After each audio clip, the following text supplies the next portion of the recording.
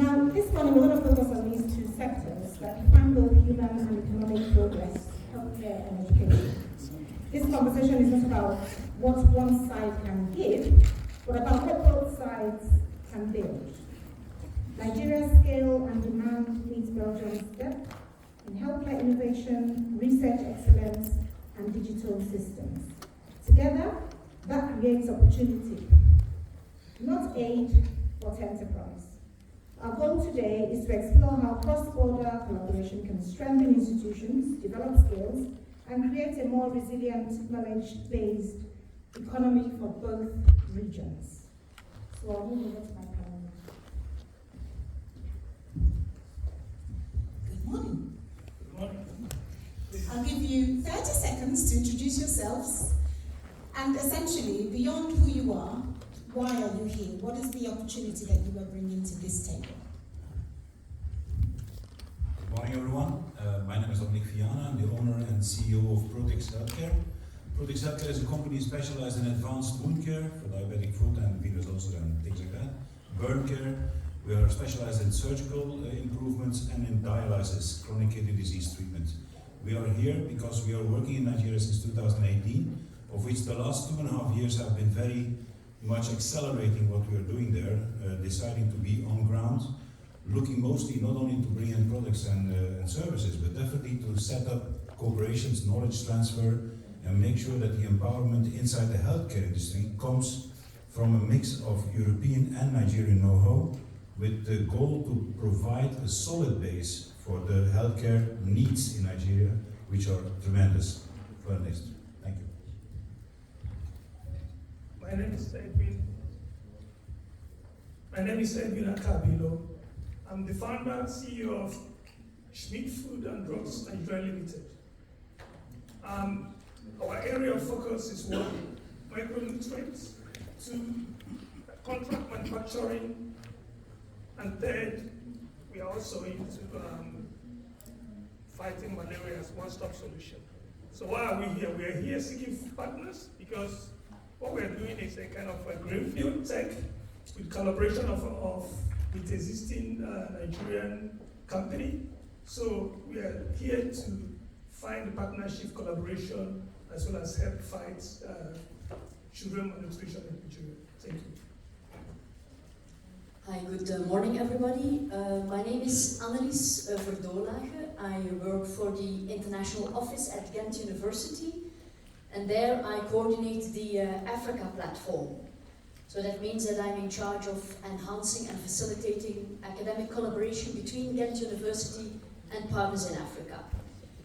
So every year we receive about 1,000 students from Africa at Ghent University, and we have over 500 ongoing research projects between Ghent University and partners in Africa.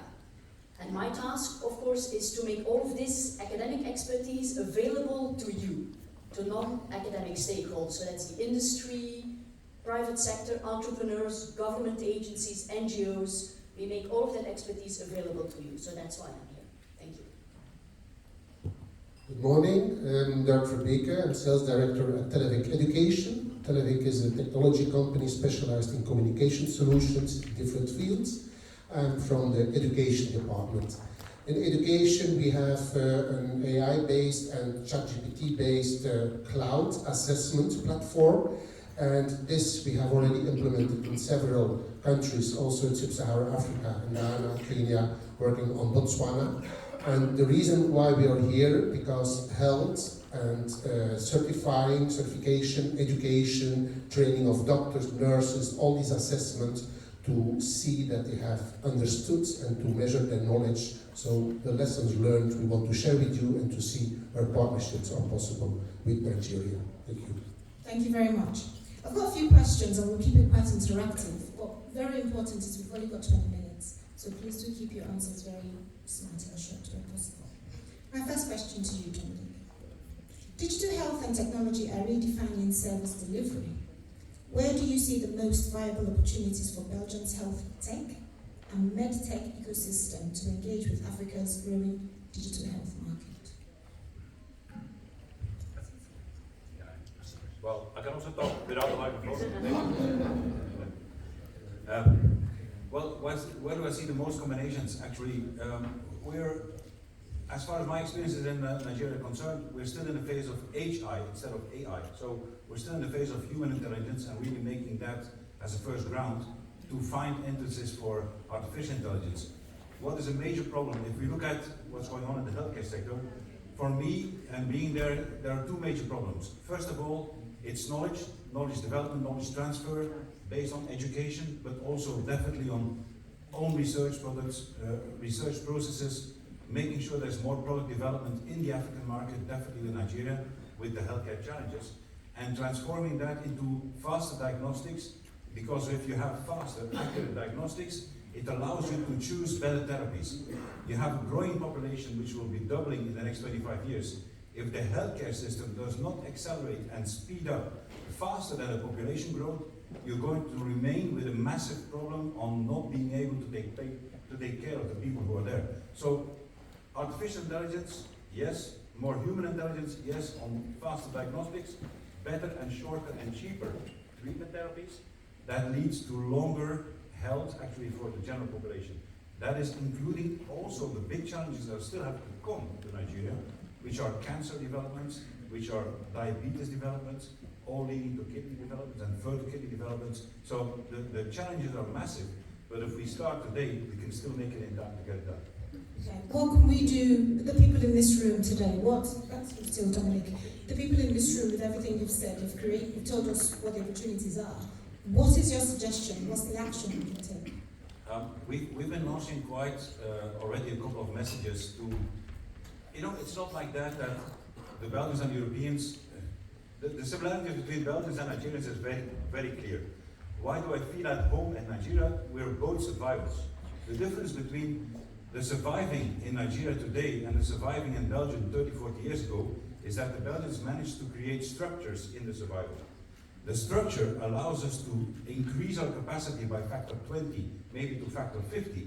So that is what we have to do. We have to cooperate on this and make sure we get this rolling first. If we can cooperate, the cooperation, having a global view and implementing that step by step, will manage that. That is actually the goal of today. This is why we're here, reaching out to partners inside the country, like you said, as well, like my neighbor. We definitely have to talk. This is a platform where entrepreneurs talk to entrepreneurs. And so we try to cut corners, which is typically Nigerian. Cutting corners, I've learned that already. Thank you. Thank you. Cutting corners could be an advantage, and let's take advantage of that, sir. So what are the new market opportunities? What are you seeing out there? What's there for innovation, greater access for communities? Tell us what you're seeing. Yeah, I think in that respect, coming from a place that let me say this, coming from a middle-income Nigerian family, there are huge opportunities because a lot of people in the remote areas, they don't have access to healthcare. And as I think the ambassador in his opening speech, he said that Nigeria has the youngest population, 60%. It's not a laughing matter, it's something dead serious. Except if you don't understand the issue of problem. It is not something to talk about that we have 60% young population. So we have been analyzing the issue. What is the cause? So that's why we're trying to focus on nutrition. Because between the age of after 6 months until 7 years, most of our children lack what they need, the micronutrients, to survive. That's why a lot of them die. It's very sad. And as well as malaria, it's also a very big issue. So these are areas of focus we have. This is the problem we're going to solve through contract manufacturing. Because a good percentage of the drugs coming to Nigeria are coming from China, India, Pakistan. Most of them are adulterated. So we're talking about, even if you're coming from the venture capitalist aspect, we're talking about $300 million industry that we're trying to enter into. So there's a huge opportunity in nutrients, micronutrients, because it's quite non-exist, and people don't even know anything about it. Because we don't have, like in the early days, we live in villages. We have fruits, we have vitamins. But now everybody's going to the cities. And in the cities, you don't have access to those vitamins, those bananas, those mangoes. And those who have access are the elite. If you go to Morocco, those people living there, they don't have access to even banana. So these are the problems we're trying to solve using micronutrients. So when you talk about contract manufacturing, is it something you've already established and you've got a facility in place for people here to just plug and play? Yeah, we have a business model we have analyzed. We have the whole plan. We are talking to a bit of joint venture capitalist company, and we have already existing partner in Nigeria who we are working with. So we are almost in the funding phase. So if somebody's interested, we can easily talk about how to come in as investors. Who do you want to speak to? Venture capitalists, if you're around, some maybe government agencies who might be willing to come in. We have even already a product here from our partner company. We are integrated the two companies into, so we have the resources needed to make this up. Okay, thank you, sir. Dr. Annelies, education fuels competitiveness. What models of collaboration between universities and research institutes can enhance skill alignment, ensuring both Africa and Europe benefit from the next generation of global commitments? Yeah, thank you. As a university, at Ghent University, we already have a lot of collaboration with Nigeria. We have signed a lot of agreements with universities in Nigeria. There is a lot of student exchange, joint programs, joint research. But let me focus on the link with industry for today. Of course, as a university, our two main activities are related to either education or research. So when it comes to education, I think it is crucial that we have more student exchange with Nigeria, because of course, in essence, as a university, what do? You train the leaders of the future. You train the doctors of the future, the lawyers of the future, the entrepreneurs of the future. And it is important that we really receive many more high potential young professionals from Nigeria to come and study at Ghent University, in France in general, in Belgium in general, but also at Ghent. A lot of the programs already collaborate with industry on a master level, on a PhD level. So it is important that we receive more students from Nigeria to provide them with the skills that are relevant to the industry. That's on the educational level, so we need more scholarships, in fact, for students from Nigeria. On the research level, we're talking about joint research or joint PhDs. I think we need more fellowships for joint research. Because of course also in Belgium, a lot of the research is taking place in collaboration with industry, funded by industry, on behalf of industry. And that could also happen with industry in Nigeria, obviously, so that we collaborate with them for joint PhDs. Funding can be provided from government agencies. In some African countries, there are central government agencies that provide funding for research or for sending students abroad, for instance, in South Africa, in Ethiopia. In Nigeria, there's also a similar organization, it's called TED Fund. And I think it needs to be reactivated a bit, so maybe their industry or government agencies could play a role, that TED Fund is reactivated and that more students and scholars are sent to Belgium and to Ghent University for joint research and for education. So I think that is very crucial in the collaboration with industry and with entrepreneurs, obviously. Can I give one very concrete example as well? This is an example from the pharmaceutical sector. Some companies have established what we call boot camps or summer schools for young professionals in different countries. I think it was in essence, especially in South Africa. I think this could also take place in Nigeria in collaboration with universities from Nigeria and universities from Belgium, that we establish these kind of boot camps and summer schools for young professionals in collaboration with industry and with entrepreneurs to train the new, the leaders of the future when it comes to skills that are very relevant to industry. Because of course, when we're talking about innovation, about development, about research, there needs to be collaboration between industry and universities. Okay, quick two follow-up questions. where can we find the scholarships? How do we know what's available? That's one. And then secondly, the world is a global village. Why do we need to export our young minds to Belgium to study? Is there no potential of doing it virtually, or you going to Nigeria to deliver this? Okay. Funding, first of all, funding is always key. Obviously, funding needs to come from government, also from industry. As I said, in many countries, the industry entrepreneurs are investing already in education, in scholarships. We can also look at our alumni, because as I said, Ghent University is hosting about 1,000 students from Africa every year. These students go back to their home countries. These are our alumni.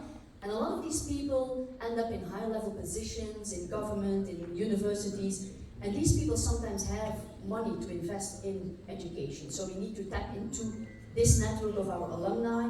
But as I said, there is stat fund, there is industry, there is government, so we need to look for funding. There's also foundations, the Bill and Melinda Gates Foundation, MasterCard Foundation, Nigerian foundations. So these are the sectors we have to look into for funding. And then of course, why do we need exchange? Why do we need collaboration in person instead of virtual collaboration? I mean, as we all know, we have to come together to find connection. That is why we are here together, to interact, to network. And that's the same on the level of education and research. People have to travel, they have to meet each other, they have to work together, to collaborate, to do field work together, to do research together. Is there an opportunity to set this up, to export from here to Nigeria? Yes, absolutely. You can always get in touch with me. I have a broad network both in Belgium and in different African countries to set up joint programs, these kind of boot camps, summer schools, joint PhDs on different topics that are relevant to your industry. So please get in touch with me, and we can work on this together. Okay, thank you. Mr. Dirk, I haven't forgotten you. What financial models or policy frameworks could make these partnerships commercially viable and long-term for both sides? Well, I think now today with the digital solutions and the new technologies, people need to be trained. In addition to what Annelies just said, she was talking about students, but what about the existing employed people, nurses, doctors? They also need to be trained, assessed, and measured on what knowledge they have. And that's where we can come in and we can make or bring an affordable model due to our digital assessment platform in the cloud.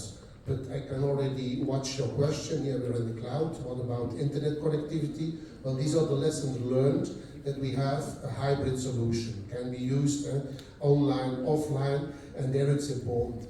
And to give a few examples where this affordability is important, it's, for example, the references we have the European Board of Urologists. Urologists, they have continuous training, learning, and they also need to be certified. We have the European Board of Hand Surgery, we have wound care, we have companies with medical devices. People need to be trained. And this makes it remote, possible, affordable, and in that way you can economize. Thinking about everything that has been said now, what I want to do quickly is to ask each one of you, because we've got the B2B meeting in the afternoon, who do you want to speak to? What's your call to action? Just quickly. Let's start with you, Mr. Dirk. For us, okay, we talk about education, but now we are here talking about health. So health and education, they go together. So for us, with the government bodies on health and education are interesting for us. Are there any government bodies on health and education in the room? Any government bodies on health and education in the room? Yeah, okay, good. Thank you, Dr. Annelies. So I have to go to Abuja. Yeah, that's fine. So do arrange to meet with Mr. Dirk afterwards. I'm just interested to talk to anybody who wants to tap into academic expertise that we have at Ghent University and maybe share ideas on how we can collaborate together. So anybody, please come and see me during the coffee break. Thank you. As I've lived in Switzerland for the past 30 years, so I'm going back to Nigeria to make it happen. So in that respect, in Switzerland we have most of the farm tech. We have Novartis, we have Roche. So we have most of the technologies in Switzerland, as well as maybe in Belgium. So what we are actually looking for now are partners in finance. What type of finance? Government-backed finance, or joint venture capitalists, or banking and finance. Do we have any of those in the room? Where are the money people? Come on. We want your money. Let me interject just for clarity. During the B2B, we're going to have sector-specific tables. It's going to say agriculture, finance, and so on. So don't worry, it's taken care of. Okay. So it's not just money at the same time, because human knowledge is important. So we also need maybe a research institute, because we're into contract manufacturing. So which means that we need access to maybe, for example, HIV drugs is something we will hope to tap into. So most of those licenses, we still need to get to it to be able to contract manufacturing. Mr. Dominiek? I would like to say to my neighbor that I can provide everything he needs. Perfect. I think we can close there. Maybe one important element, because being in Nigeria and being engaged, and I know most of the people who know me know that we're going far beyond actually just offering products and services. If you talk about kidney disease, it's also about creating a structure where people do not live less than 1 year, which is the average in Nigeria, but that you can get to a European standard, get to 10 years, 15 years. So it has to do with knowledge transfer. We have seen that not only on the national level, the federal level, but the connectivity to the states is very important, because you're closer to the issues. In the state, you're closer to the issues. The links with foreign affairs, the links with actually people who are looking for licenses. We have access to over 2,300 formulas, to give you one example, of any kind of drugs, from cancer to other. But it is, again, it's a cooperation. Talk if you want to do more in healthcare, you want to become more efficient in healthcare, you want to start new services, whether it's in plastic surgery, urology, or whatever. I think with the knowledge we have in Belgium, we are very low-level players. That's the only disadvantage of the Belgians and the Luxembourg people. We are very low-level players, So but the knowledge is enormous. Would you want? I would like to talk to the people of the States and see what we can do. I would like to the people who are in specific sectors linked to the medical or pharmaceutical, medical devices. What are you looking for? Let us link us up. I have the benefit also to be together with Mr. Jacques Massard, to be the Vice President of CBLSCP. CBLSCP is an organization, entrepreneurs for entrepreneurs. Shortcuts, cutting corners. All right, we need to stop now. Thank you very much. Thank you to my panelists. Thanks for listening, everyone. Thank you so much. For the sake of time, we're going to continue to the next panel. There's a finance and agriculture panel. So I want to